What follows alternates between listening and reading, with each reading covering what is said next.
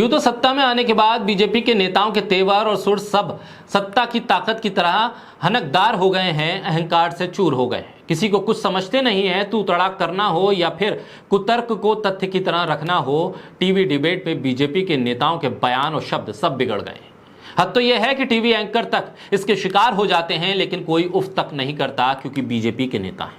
बेलगाम BJP के नेता अब लाइव डिबेट में महिला पैनलिस्ट को छेड़ने की बात कर रहे हैं और शर्म तक नहीं आती। बोलता हिंदुस्तान पर मैं हूं आपके साथ मिर्जा शाकिर अली बेग। दरअसल रिपब्लिक टीवी पर डिबेट थी, जिसमें बीजेपी की तरफ से गौरव भाटिया और आम आदमी पार्टी की तरफ से रीना गुप्ता शामिल हुई। समाजवादी पार्टी की तरफ से अनुराग भदौरिया और बहुजन समाज पार्टी की तरफ से धर्मवीर चौधरी शामिल हुए। और इस डिबेट के एंकर थे ऐश्वर्य कपूर और शो का नाम था पूछता है भारत और मुद्दा था सनातन।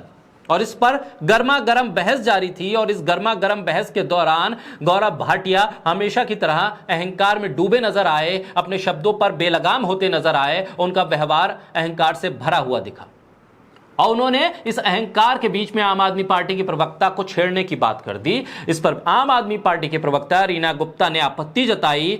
बहस गर्म हो गई। इस मुद्दे को लेकर आम आदमी पार्टी के राज्यसभा सांसद संजय सिंह ने ट्वीट करते हुए लिखा, यह बीजेपी है जो बेटी बचाओ का नारा देती है, एंटी रोमियो स्क्वाड चलाती है। बीजेपी के प्रवक्ता गौरव भाटिया राष्ट्रीय चैनल पर आम आदमी पार्टी की प्रवक्ता रीना गुप्ता को कहते हैं तो फिर मैं इनको छेड़ूंगा।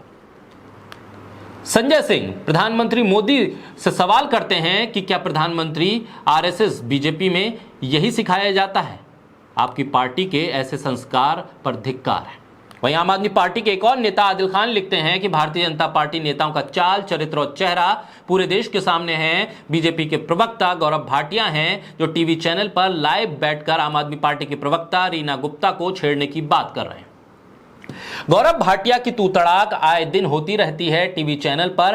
कांग्रेस के प्रवक्ता हो या आम आदमी पार्टी के प्रवक्ता, समाजवादी के प्रवक्ता हो या फिर किसी और विपक्षी दल के प्रवक्ता, सभी के साथ वो बदतमीजी से व्यवहार करते हैं। यहां तक कि कभी कभी एंकर भी उनकी बदतमीजी का शिकार हो जाते हैं। लेकिन बीजेपी को शायद गौरव भाटिया पर गर्व है और गौरव भाटिया को अपने बदतमीज होने पर गर्व है। लिहाजा वो लगातार टीवी पर भारतीय जनता पार्टी को रिप्रेजेंट करते रहते हैं और कोशिश में रहते हैं कि विपक्ष के सवालों का जवाब तर्क से न देकर वो इस तरह की भाषा से दें जिसे कुतर्क और गलत व्यवहार ही कहा जा सकेगा।